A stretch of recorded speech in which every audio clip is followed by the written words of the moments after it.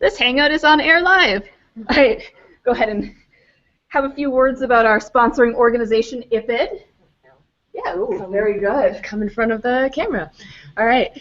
Hi, everyone. Thanks so much for being here today, whether you're joining us in person or online.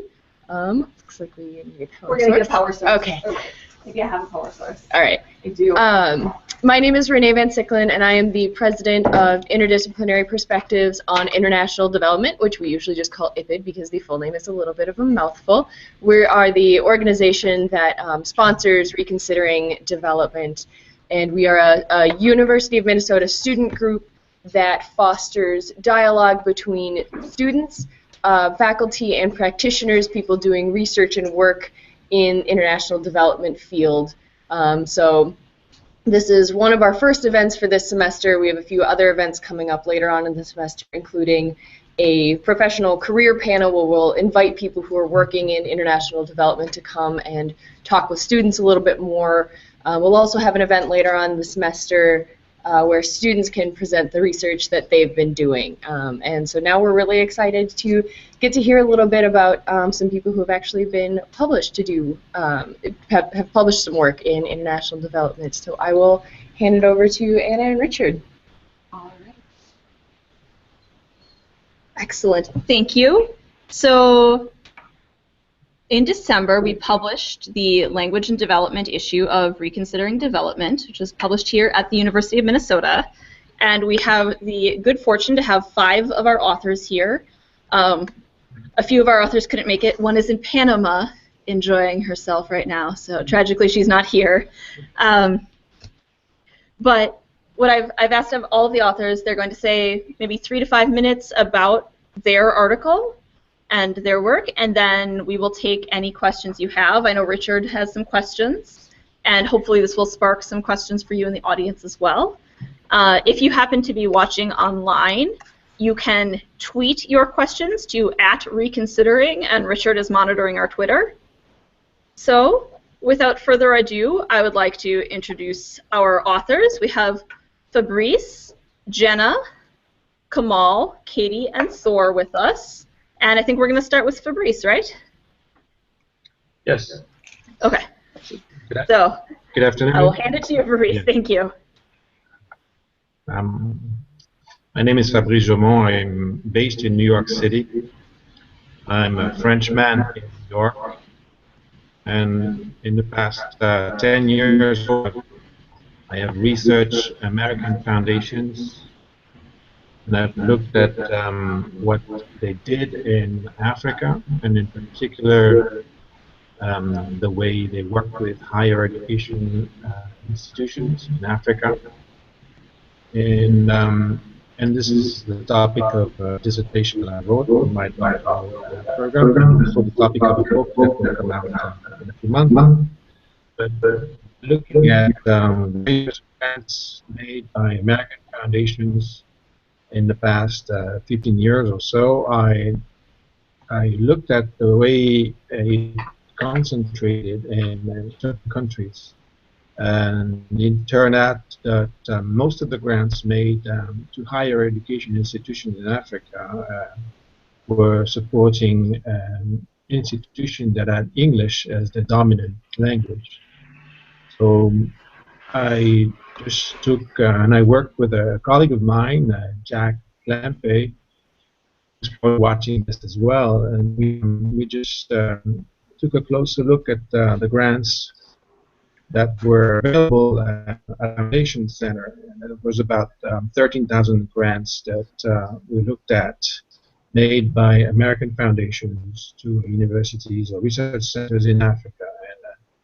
And it turns out that out of those 13,000, there's a very large chunk of that went to education, mostly education in English-speaking countries.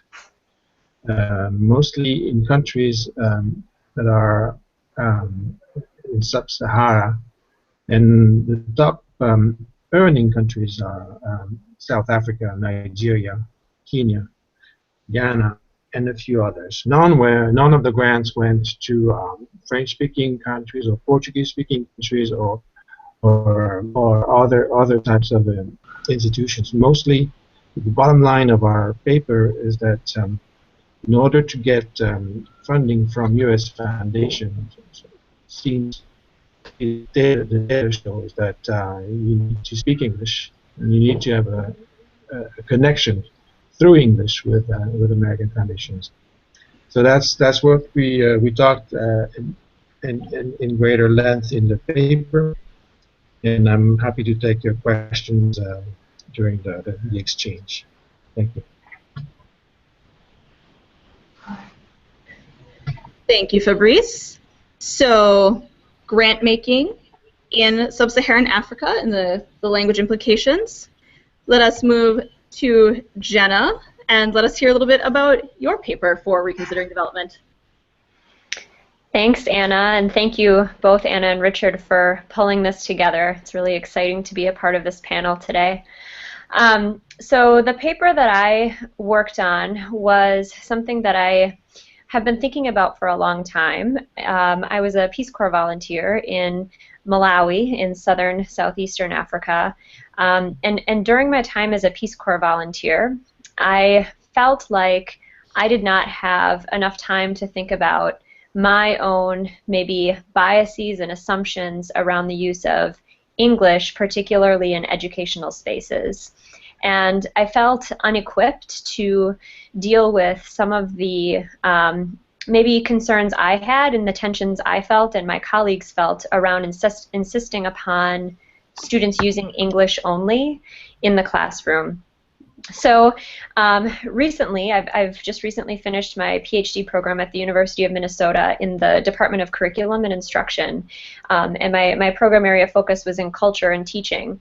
And I've done a lot of work with discourse analysis and thinking about Theo van Leeuwen's language of legitimation and this framework he uses to try to determine what is being legitimized within a text or a piece of something maybe that someone is saying or writing. So I've used this framework for discourse analysis and applied it to a narrative. And I didn't do this on my own. I did it collectively with a group of Peace Corps volunteers that I had been working with who had similar concerns and tensions, felt the similar tensions as I did during our program. And we used a narrative that one of us had written, applying the framework that Theo van Leeuwen suggests, to try to determine what the biases and assumptions were around using English only in our classrooms and insisting on students using English only. And through the collaborative work that we did together, so using this framework and thinking about one of our group members' narratives, we were able to think a lot more about these biases and assumptions that we came into our work with. So that's primarily where this work comes from. The underlying idea of using a framework like this or a table to deconstruct a narrative comes from Frigga Haag's work, and that's the initial framework that I used with this paper to sort of root the work with Theo van Leeuwen and the narrative around. And I'm excited to answer questions today. Terrific. Thank you, Jenna. Just a quick plug for everyone online and in the room. If you have not had a chance to read these articles, they are on our website, www.reconsideringdevelopment.org, and I highly recommend it. So let us move to Kamal. Kamal, are you there? Yes, I am. I'm not sure what happened with my picture, but I am. Okay. There may or may not be a button that looks like a video camera that you could push. But if you just are a little blue man, that's okay. So. Oh, okay. Oh, there you are. There you are. Okay, welcome, Kamal. So, English for Peace in Algeria. Did I make that up? Yes, great. That's correct. Okay. Thank you. Thank you very much for having me and organizing this panel. First, I'd like to share a little update that's important related to the paper. Only a few weeks after the paper came out, not that there is any relationship, but the Algerian government came out with a new proposal for a new constitution, which proposes to, among other things, make the Berber language an official language in Algeria, which has been something language activists have been advocating for a long time. and something that's discussed in my paper, among other things. So in essence, the argument in the paper is that English, critically used and approached, could be an effective tool for promoting peace in Algeria, as just an example, but possibly in other contexts as well. And some of the things I looked at include the documents that the US government has on their embassy and that the British Council has on their embassy regarding the scholarships and programs that they offer that all require the use of English in order to participate in these educational and cultural exchange programs and opportunities.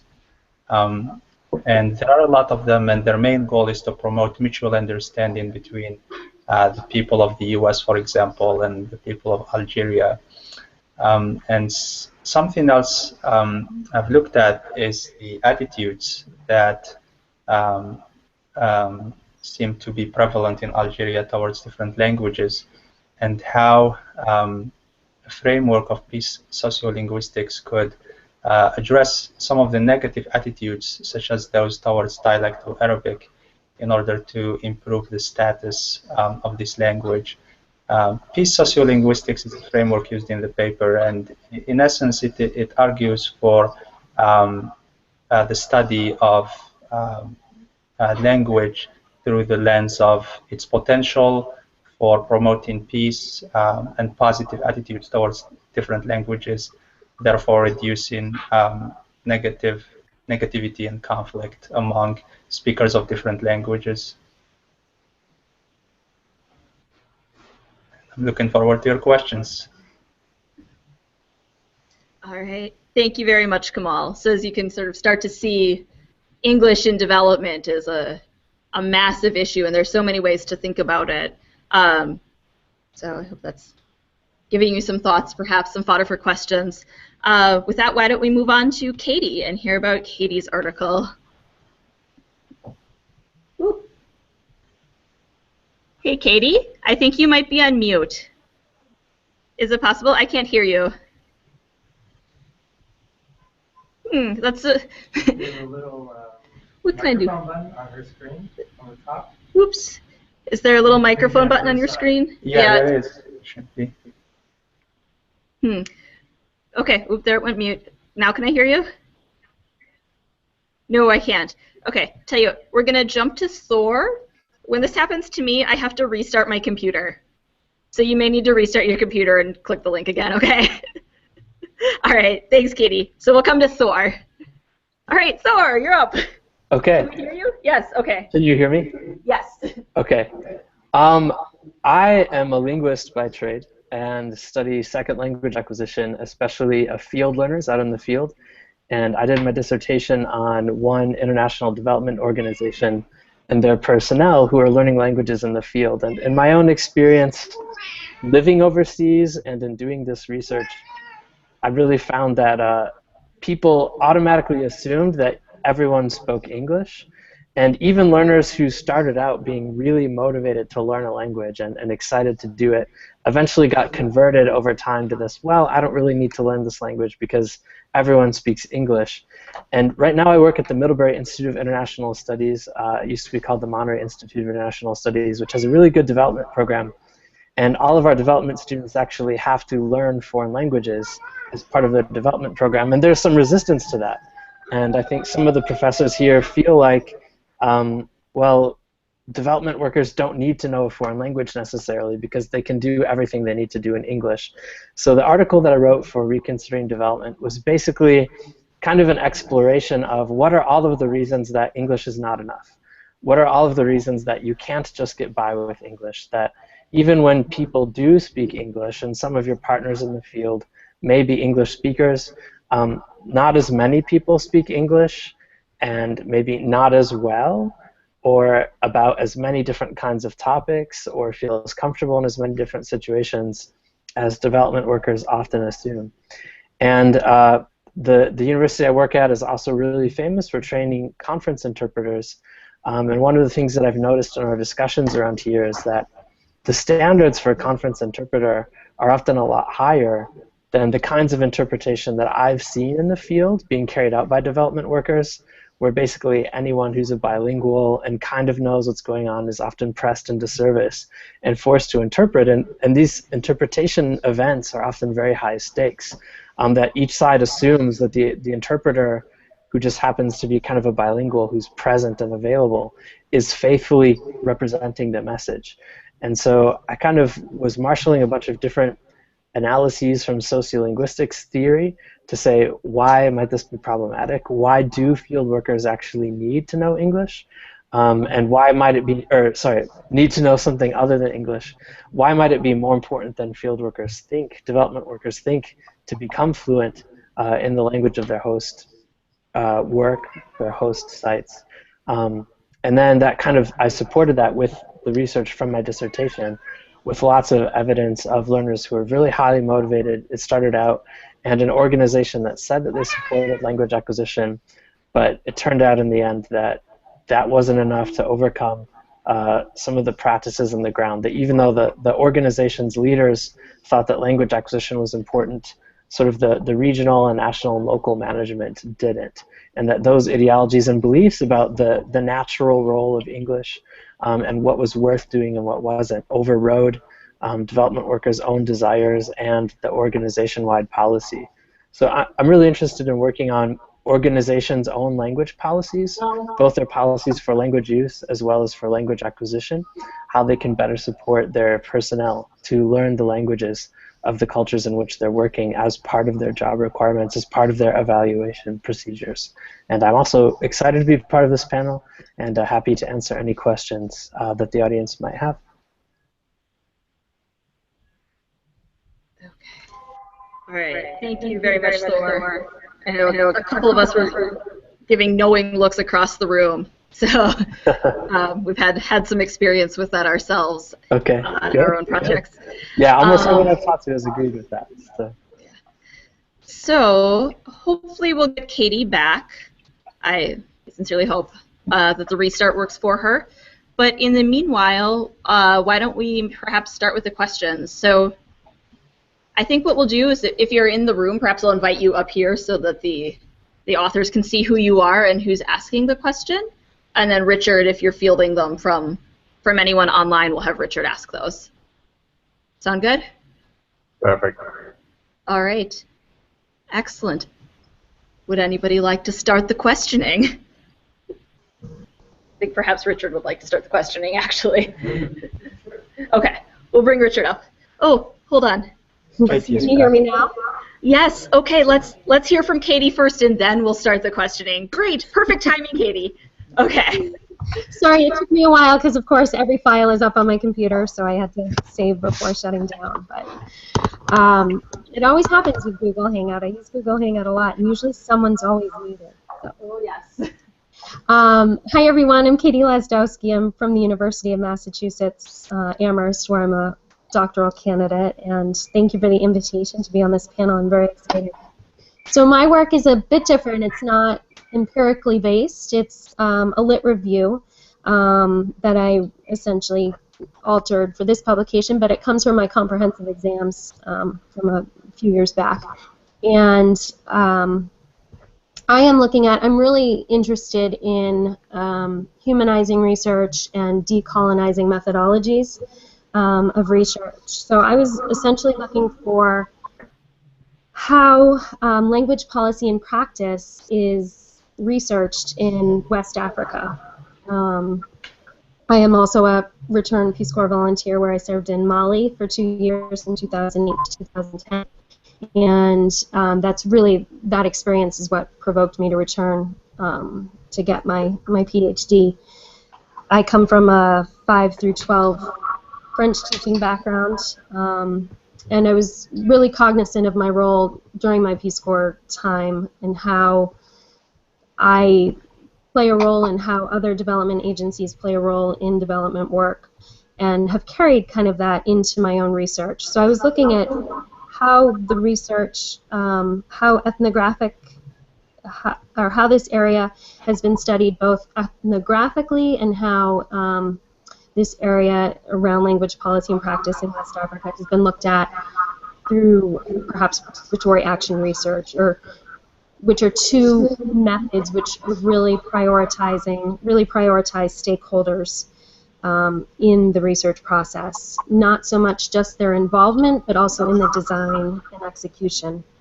So I looked a lot at that area. Language policy and practice research is really common, in South American countries.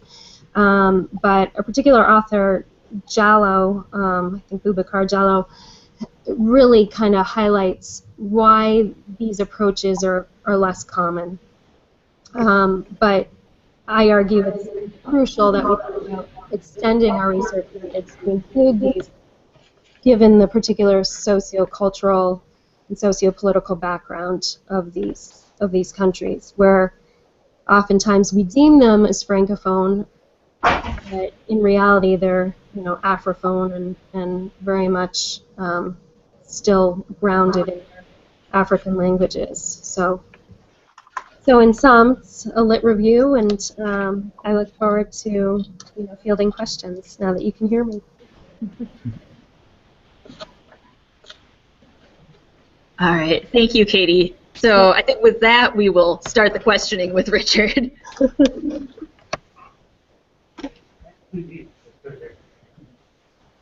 All right, Richard incoming. Here we go. Hi, everyone. Hi. Hi. Great to see you also. I'm Richard. I'm the editor of Reconsidering Development. I have like two audiences, you guys on the virtual world and I have the real world here. I can't offer you guys food. We have food here, but if there was a technology for that, I would share it with you guys.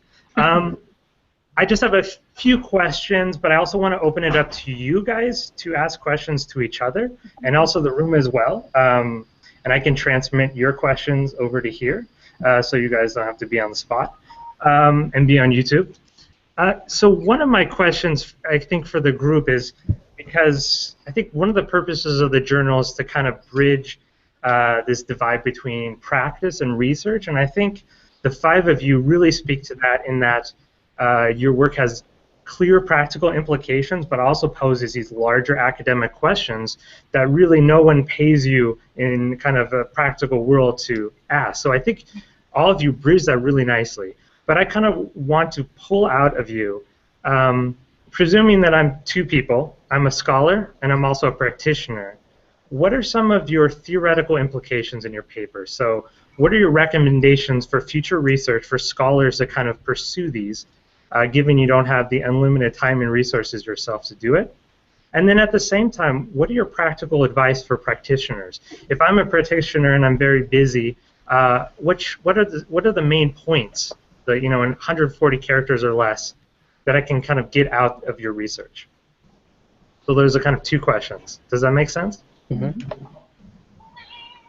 Mm. I can start with the first question. Sure. So again, just basing it on my manuscript, my article, I would say there's perhaps we need to think about not so much changing the approach to our development work, but allowing the circumstances that would allow for more deeper relationships to be formed with our participants, so that it's not necessarily these quick in and out of the field type circumstances for research to happen. In that regard, a lot of our scholarly work could potentially come down to, instead of us going in, or scholars going in and researching a particular context, teaching research and teaching different methodologies to stakeholders and people on the ground on a regular basis. That would be one suggestion I would have. And then really looking at, and I referenced Jallo again, looking at what are the factors that permit or dissuade people from doing this type of work. And a lot of times it's the lack of resources, or even just the fact that they have to publish in English, perhaps, if we're talking university scholars in this particular French-speaking setting. So looking at these different forces restrict, I guess, more of research being conducted over a length of time by the stakeholders themselves. And I missed the second part of the second question. Yeah, the second part was practical advice for practitioners.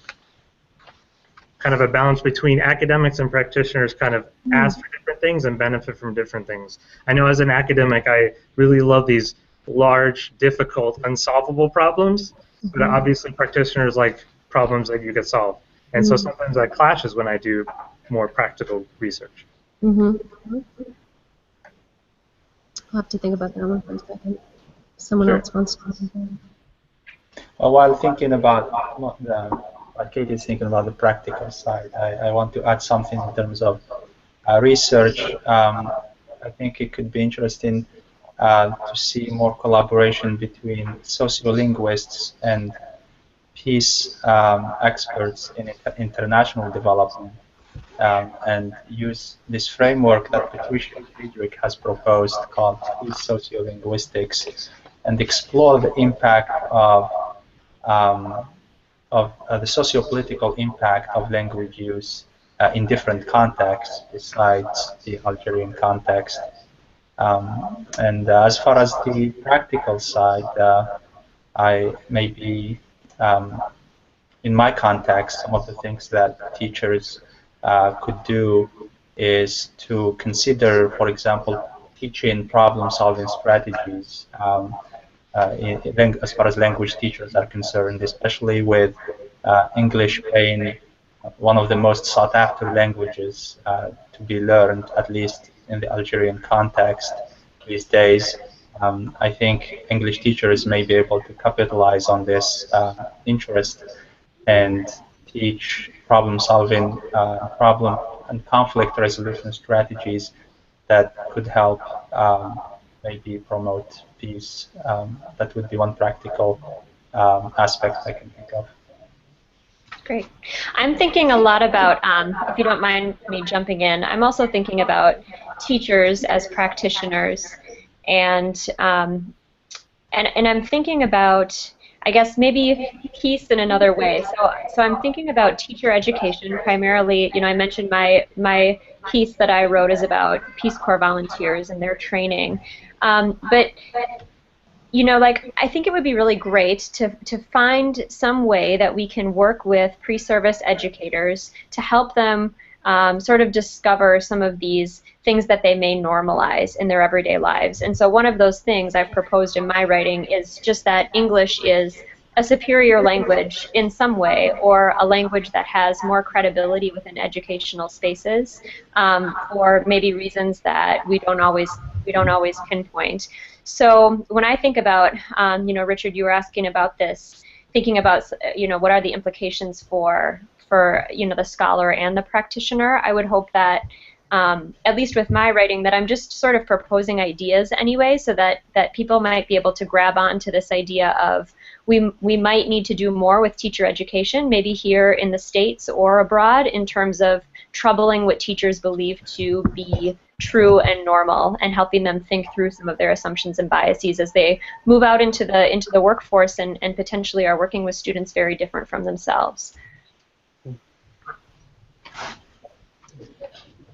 I would echo what Jenna says regarding I guess what we could call critical pedagogy, and really looking at, I'm just thinking of language teachers here, right? As a former language teacher myself, teaching French, you know, it's like, oh, let's study Francophone Africa, instead of really thinking about, oh, let's look at why, you know, French is there, and is it a predominant language there, and what are the reasons why it's sustained, and the ties to France, the monetary ties to France, which sustains, you know, its use in the schools in various West African countries. So I would agree wholeheartedly, with that idea. I can speak to some practical suggestions. I think that a lot of times field workers almost have a sort of development tourism mindset, that they're excited to go overseas or to be sent overseas.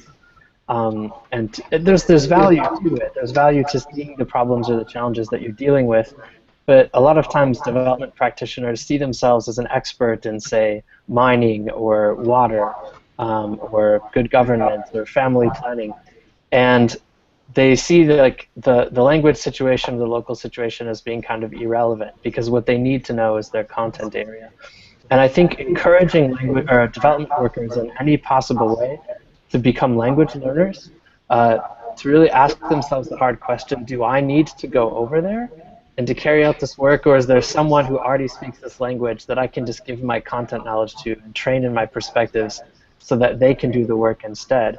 If it is necessary that I go, a rule of thumb, like spend at least as much time learning the language before you go as you're going to spend while you're there.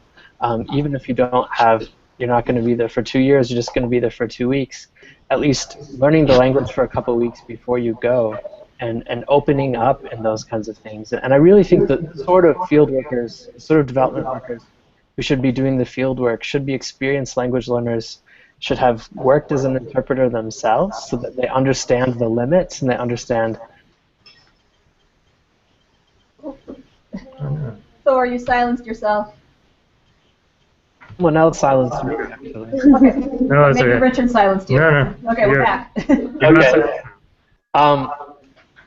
But yeah, so to give not only the field workers, to expect them to have a language learning background and maybe done some interpretation just so they can know what it feels like, but to have the people in charge of field workers also be accomplished language learners so that they understand how much time it takes, that they understand how to better support them, and they understand the limits of what you can do in another language. I found a lot of situations where the people in charge of development work had never actually gone through the experience of learning another language.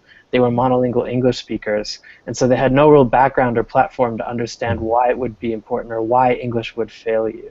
So I think making that, your language abilities and those experiences, an important part of your promotion and personnel evaluation is a really practical side effect. And I think in terms of a theoretical thing, I think we need much more maybe long-term research done by development practitioners, really taking notes on what are the kinds of situations that they encounter day to day in everyday life, and noticing what languages get spoken where, what sorts of misunderstandings might have happened, and getting that really kind of fine-grained but longitudinal perspective of a year in the life of a field practitioner.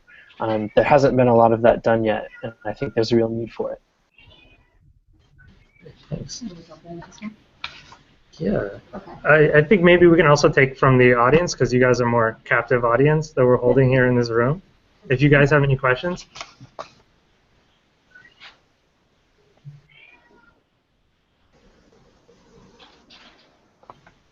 Okay, I'll let you guys think on that. We have some online, which Anna will bring. All right. So Fabrice, I think this is particularly directed toward you. Okay. This is a question from my friend Chris. Shout out for the Comparative and International Education Society Language Issue SIG. Chris and I are co-chairs. So Chris, and then a follow-up too from like Castalia, who I'm not acquainted with, but welcome. Regarding funding and the French language, so Chris asks, do you have to apply in French to most funders from France? And then how open are French funders generally to English? And then Castalia follows up with, what is the financial situation? Do we see a lot of money coming in from France compared to English-speaking funders?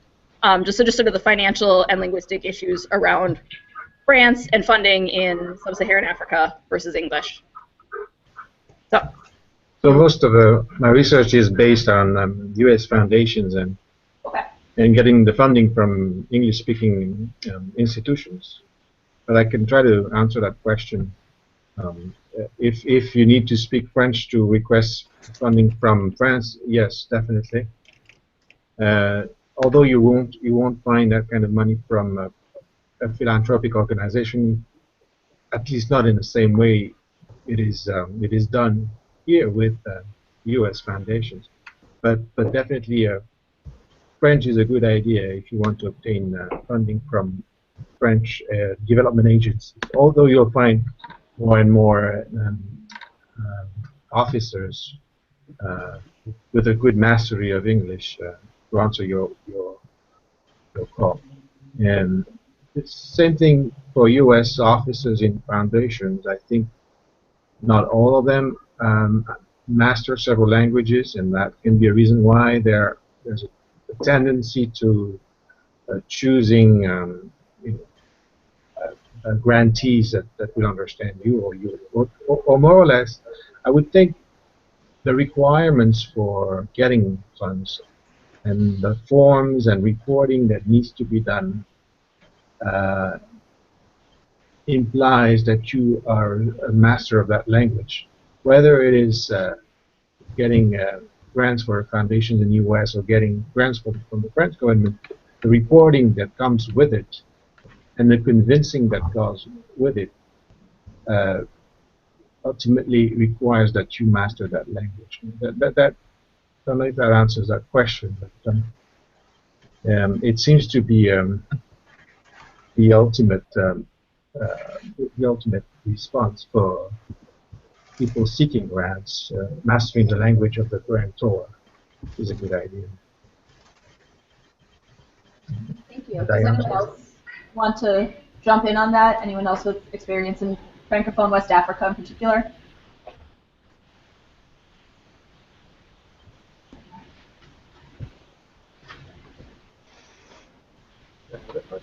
Okay, you have more.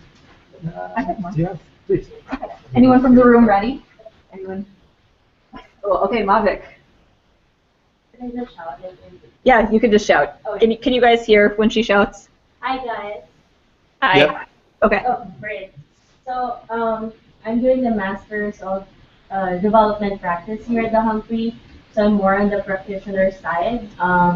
But I do agree with all the points right now. And I just wanted to ask your thoughts on a certain perspective that development agencies should aggressively shift toward hiring local nationals to do development work in their countries, and do you think that contributes to this whole problem with the gaps in language and development work?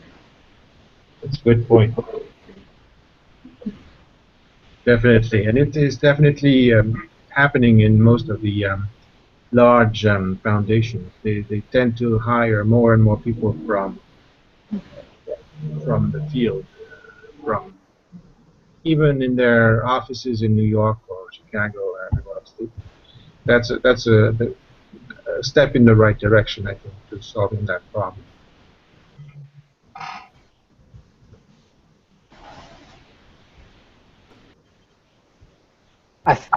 Can I speak?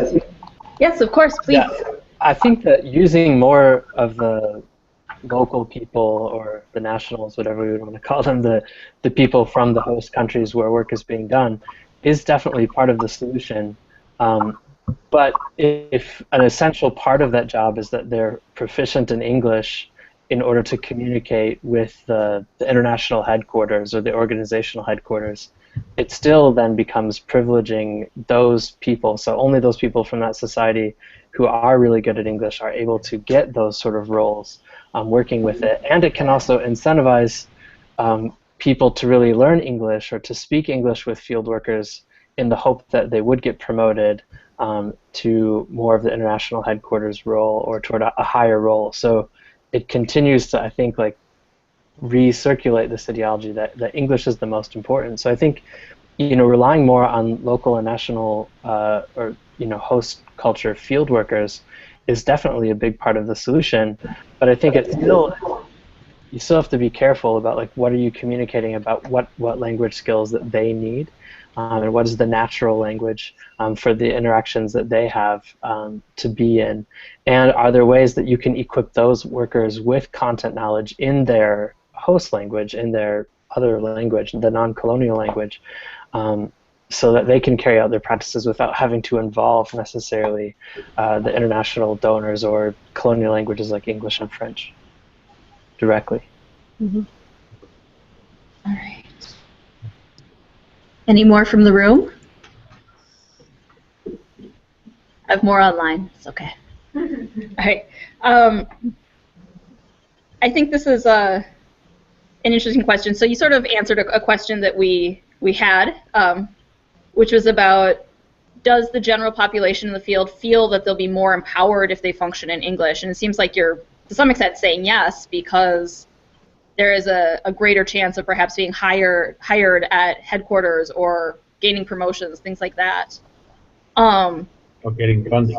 Or getting funding, yeah. So, in a sort of a related tangent, Castalia is asking, how much talent will be lost if a background in language learning is demanded of applicants to work in the field? So, on the one hand, we have sort of a local population that is having English demanded of them. What about when we look at perhaps field workers who aren't from that context being required to learn a local language? Do we lose talent or not, do you think? And again, for anybody. Mm-hmm. Well, I think the model for a long time has been bringing the person from the West or the global North to the place in the global East or global South to carry out some sort of project or to do some sort of capacity building there. So you're paying the money to bring the American over to the other place. And what you could do to not lose the talent is actually pay the money to bring the person from the other place to the global West to do the capacity building and to transfer that knowledge there. And there's also a lot of ways of technology, I think, so that, you know, if what is being lost is that someone who has great skills in terms of organization or content knowledge in one specific aspect of development, and we lose them if they have to carry out their work in another language, well, why not bring someone over to this place and transfer that content knowledge or that organization building knowledge to that person so that then they can go back and carry out that work in the language that the actual beneficiaries are all going to understand. Sure.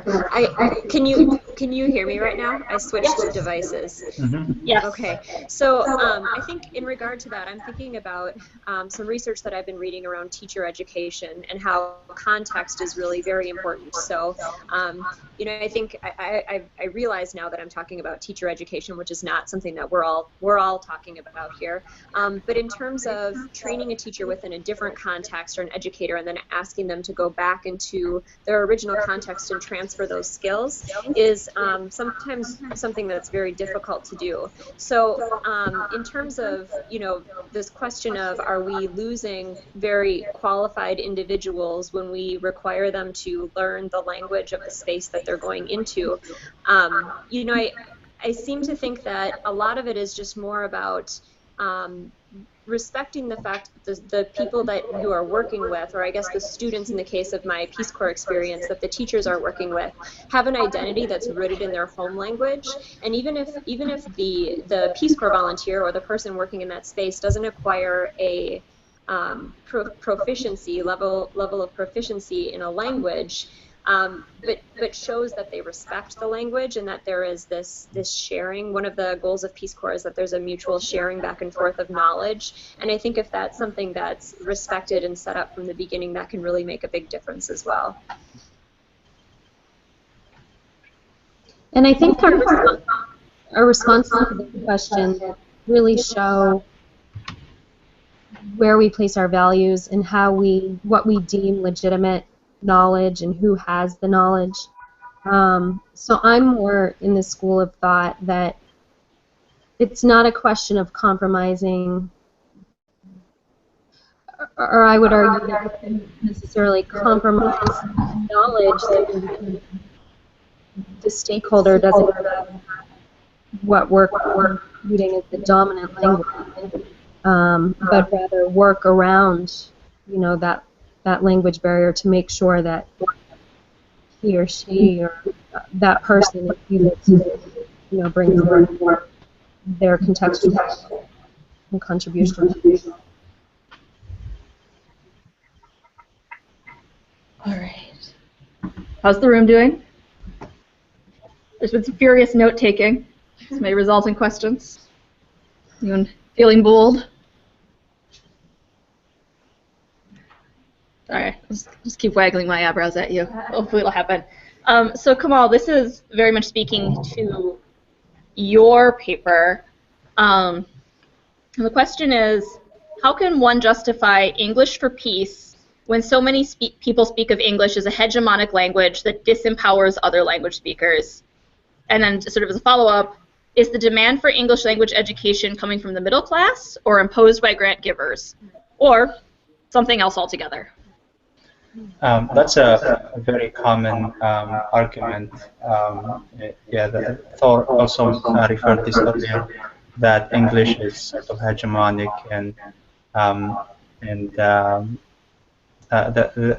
the argument I'm making, though, is that English can be empowering, depending on how you use it. English is a tool that could be used to encourage mutual sharing, as some of the panelists discussed, and mutual understanding, or it could be used to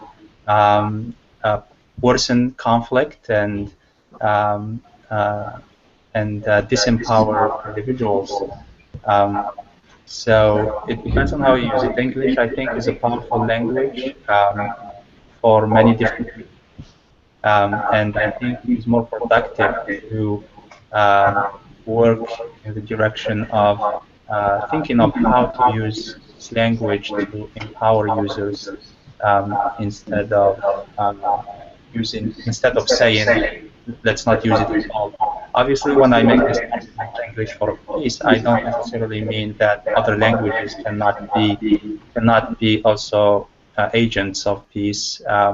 I advocate for a multilingual approach in anything, in different contexts. But I think we also have to understand that for political, economic reasons, that English is generally a powerful language and provides access to opportunities such as grants, as discussed earlier, that may not be otherwise available in other languages. So I think it's important to empower users to be able to use this language to promote peace. I missed the second part of the question. Oh, let me scroll there. So where's the demand for English coming from in Algeria? Is it a middle class, educational driven argument? Is it a donor preference for English, or is it something else that we haven't considered? It is right now. Most English users in Algeria are based in urban areas. They're usually middle class, young people in urban areas. But obviously, demand is increasing, I think, and attitudes towards English, based on survey and other surveys that have been conducted, are increasingly positive among other segments of the population, and more opportunities are now being available online to learn English to others. And also, the U.S. Embassy increasingly reach out to participants from smaller towns and different language users to participate in these programs. So, although traditionally English has been dominant in middle-class urban areas, I think its use is being expanded into other segments of the population. Mm-hmm. Yeah, and I know that Rodney Hobson in particular has written about sort of similar circumstances where English was not the colonial language, therefore it was actually a preferred language, which is a decolonizing language, which is very interesting. Yeah, I wonder. Oh, go ahead, Kamal. Depends on how you use it. One of the things I talk about in my paper is a de-ethnicized version of English, and in that it can be appropriated by any group of people to be used for different purposes. It doesn't have to be for one particular purpose, or it doesn't have to reflect one particular culture. There are many post-colonial authors in literature and novelists who have made this point before. One of them is an Algerian author. His name is Katib Yassin, who has made the point that it's not a problem to learn French. We should all aspire to learn French, but that doesn't mean that we cannot use it to achieve our own purposes that may be different from other users of French. Actually, wonder if some of the other panelists could weigh in on this. Do you see, in the context where your studies are placed, is there a role for English for peace? And if not, why not? Or perhaps we could go even more broadly. So Kamal has called for sort of a peace sociolinguistics. Is there a place for that in your studies? I have one anecdote that I can share. In the former Yugoslavia, in Bosnia, where Bosnians and Serbs basically speak the same language, but as they're speaking it, they give away whether they're Bosnian or Serb based on some subtle choices and some pronunciation differences. I observed that when they're speaking English with each other, they can't tell if they're Bosnians or Serbs because they all have the same accent in English. And so it creates some opportunities for affiliation without the instant judging each other, oh, you're a Bosnian or you're a Serb, so you must be a Muslim, so you must be an Orthodox. So I think that kind of potential does exist, and I think in the former Yugoslavia, English has an especially important role because it was never a colonial language. It's always sort of been a language with positive associations of the West, and so I think there's potential in a lot of places for English to surmount some of those local differences by being a bridge. But as soon as you bring in another field worker into that equation who's maybe more proficient or feels like it's more their language, so if there was like I don't know, like an Algerian and someone from Mauritania speaking to each other in English rather than in modern standard Arabic, if you brought an American into that equation who's also speaking English, that changes, I think, the calculus of what the fact that we're speaking in English means then, as opposed to if it's two people speaking for whom there isn't this sort of resonance or historical background of English.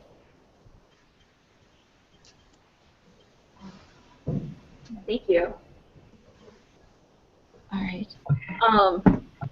So changing topics a bit here, we have a question online from Flavia, who says, I work with a team of reading specialists on a project in Ethiopia. We're developing modules for teacher educators on how to teach reading and literacy in 7 mother tongues. Some of the languages use Saba script and 2 use Latin script. We develop the prototypes of the modules in English first and work with local instructors adapting the modules to mother tongues. Challenge: we don't really have control of the end product since none of us have command of all 7 mother tongues, and the instructional strategies for each language may differ. Are there any suggestions for optimizing this process? That's a huge, complicated question.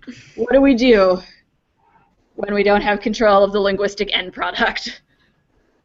I guess my question back would be, what is it his or her position? Is like he or she a native speaker of those languages, or I guess I would put it on the community members who are fluent in those languages to come up with the curriculum rather than perhaps changing the English to the local language. Mm-hmm. Because I think in addition to the language, there's also cultural aspect there too, that perhaps, you know, when you're translating, you're omitting some major words that can depict some of the cultural aspects that also need to be and this, I'm drawing on my experience from a similar challenge in Mali. It's always this question of, okay, how do we create curriculum in various languages, and how does that play out? And a model I've seen that's been efficient in getting, you know, people who are literate in the particular language together and having them create various readers or whatnot. Mm-hmm.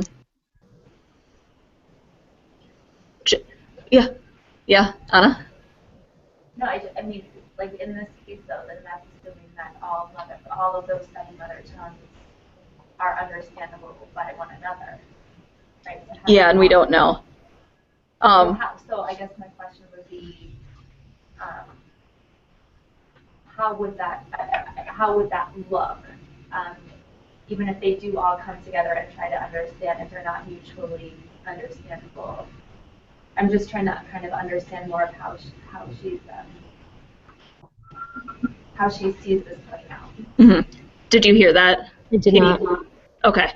So assuming that these 7 mother tongues are not mutually intelligible, can you say the second half of it?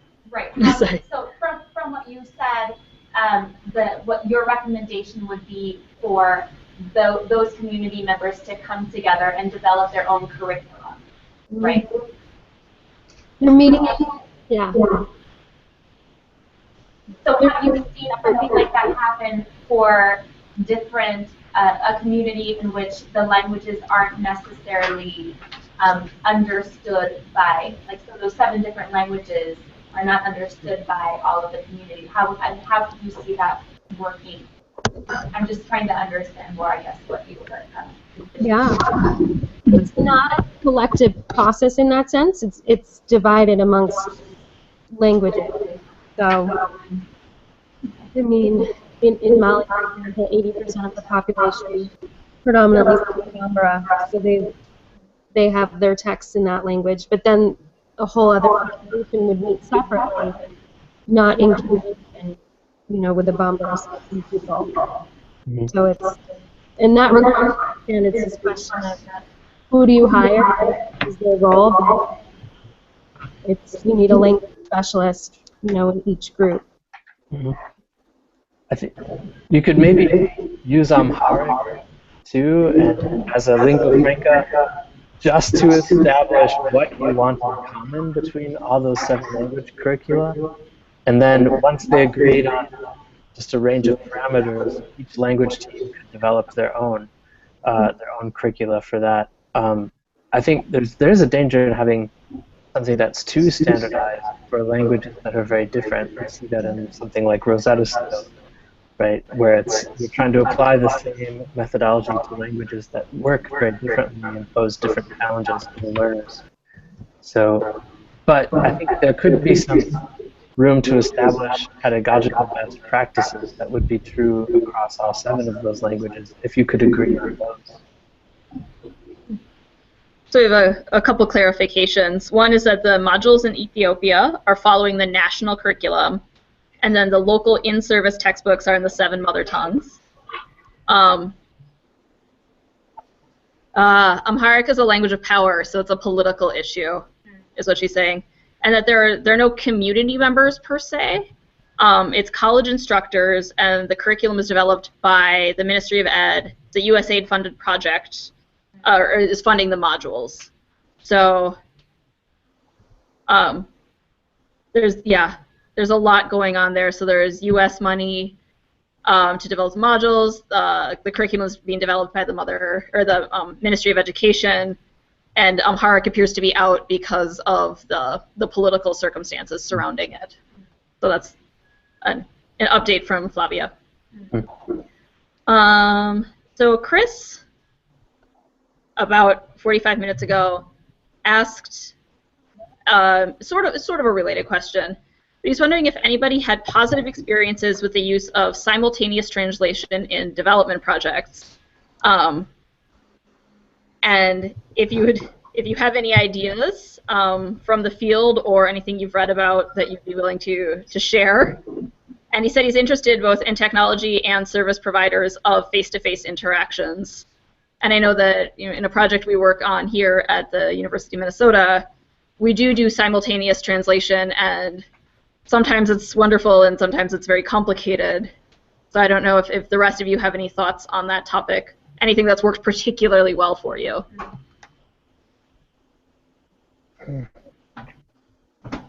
I don't. I feel like I've only seen problematic examples.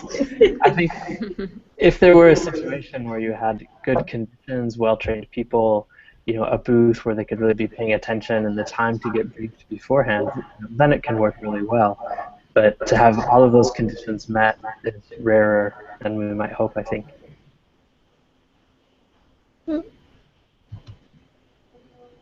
Oh no. Thor, you're cutting out. Oh, can you hear me? Oh, now you're back. Okay. I stopped talking. Oh, okay. That's good. I think the last thing we heard was that it's rare that you would get everything to come together so nicely. Yeah, it's rarer than we would hope, I think. Yeah, our translators are not necessarily trained. I think some are and some aren't, so sometimes it's great, sometimes it's not. Do any of the other of you have any experience with simultaneous translation in a development context? I don't. No? I don't either, no. Okay. All right. Well, we'll leave that there. Yeah. Shout it out. Question from the room.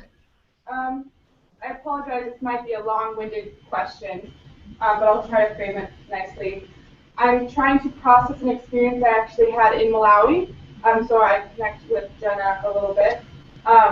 One of the leadership educators in an NGO I was working with told a group of Malawian students, he's Malawian himself, he told a group of students that they are not allowed to speak anything but English at this NGO that they are living at, and that they should not feel that this is being imposed on them because English is their national language and it will help Malawi develop. So my question, thinking about this, is how do you address this feeling of the locals wanting access to things, especially when the Malawian tests for their education are in English?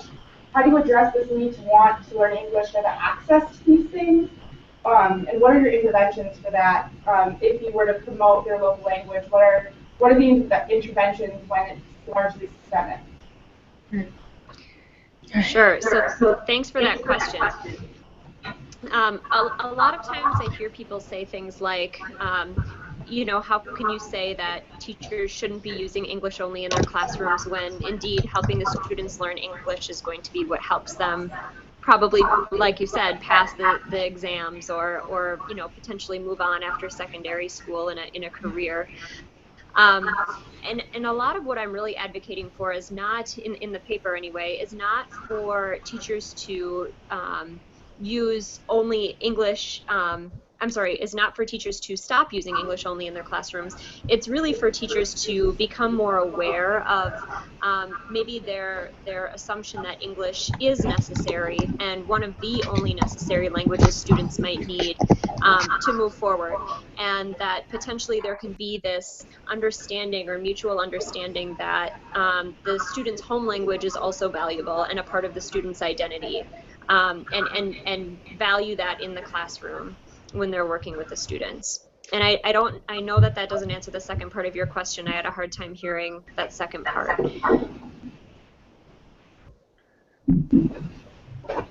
You want to clarify the second part? Sure. So the second part was asking about interventions and what sort of interventions would you provide to promote use of the local language?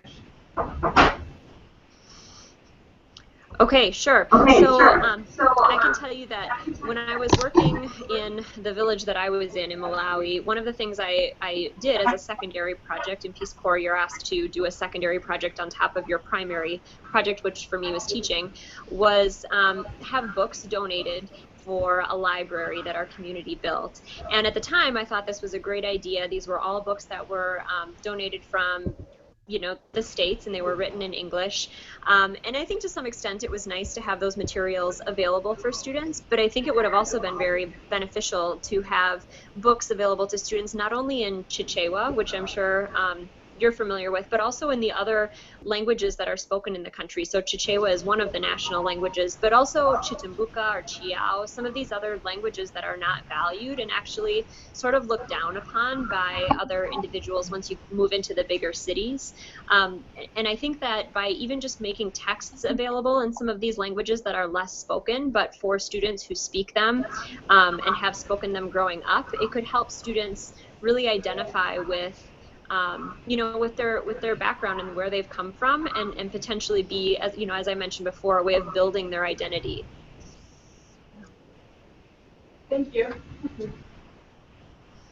You know, yeah, I mean, I think that bilingual education or transitional education, which was also addressed in this issue, is a great example. A lot of times the assumption is that if we let you do anything other than English, it's going to be stealing from your English. You can only be good at one language at a time, right? And if that you get good at one, it means that you can't get good at the other. Where the research is really robust and demonstrated that you can actually improve in more than one language at the same time, and that there's no detrimental effects to having dual language immersion or bilingual education. And in the long run, it's good, so that you could actually improve Chichewa and English at the same time, right? And by creating spaces for both, and by creating materials in both, even by exposing students to literature, oral works where the two are mixed and the two feed off of each other, right? So that they're learning English forms and they're seeing that just as in my brain the two languages mix, and in my society the two languages mix, even in the classroom and the texts we deal with, the two languages mixed. That you know, we can never turn our students into monolingual English speakers. They're always going to be multilinguals. And affirming multilingualism in our texts and policies, the educational policies, I think the best and best.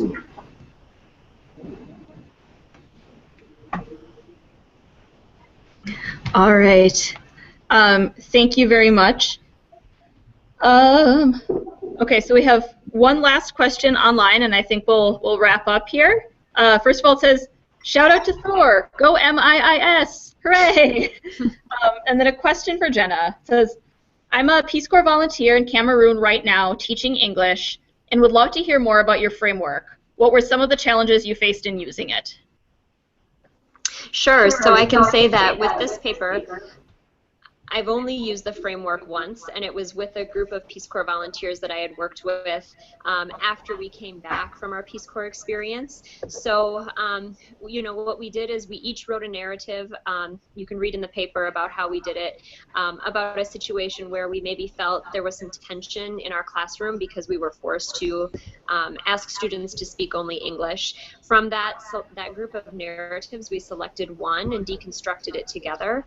And I would say really the most difficult challenge for us was that we were doing this across a large geographic area. So we were largely trying to collaborate online, on email, you know, like comments in a Google Doc. And I think really what this paper is suggesting, this methodology, would be better for a collaborative conversation. So not so much as documenting the actual process itself as much as having a conversation around what are our assumptions and our beliefs in terms of language enforcement in the classroom. So if this is something you're thinking about, I would suggest, you know, just thinking more generally about conversations around assumptions and biases, maybe around language, but maybe around other types of things that are related to maybe our, you know, ethnocentricity, if we have a little bit of that coming into our work. And I would, you know, wish you luck in opening up those conversations and speaking with others about those things. Wonderful, thank you. So thank you, everyone who is in the room, for being here, and thank you to our online audience. I really appreciate everyone's questions, and I hope that you have learned something today. I certainly have. And I want to, again, encourage everyone to go to www.reconsideringdevelopment.org to read these articles if you haven't already. And with that, I just want to see if any of our presenters have any last words for us. Otherwise, we will say goodbye, and with greatest thanks. Yeah. Just thank you very much. Yeah, thank you. Great. Thank you all so much. Thank you. Nice meeting you all, too. You too. All right. Well, then, thank you for writing for the journal, and thank you for speaking with us today. Thanks for all of your work. Pleasure. All right. Bye. Bye. Bye-bye.